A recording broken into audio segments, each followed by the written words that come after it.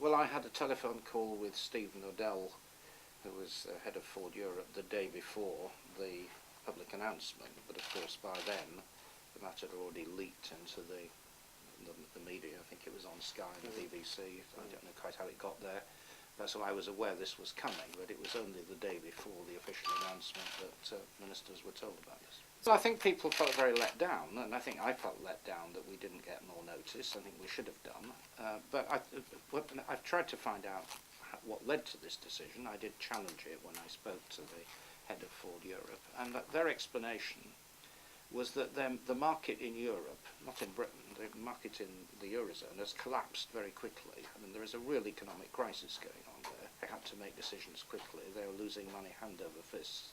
And I think they came to this decision quite quickly, but, you know, we don't know. Your suspicions may conceivably be right, that they've been planning this for some time.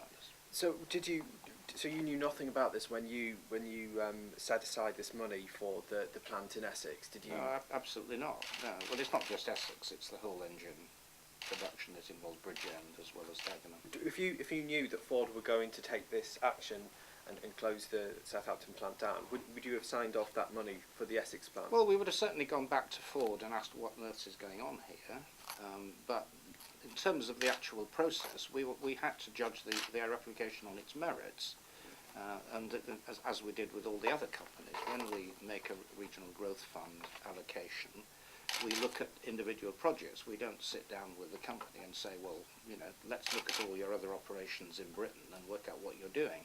We made an allocation of funding to Tata, Jaguar Land Rover, and we approved it on its merits. I didn't sit down with them and say, well, what's going to happen in Tata's steel operations?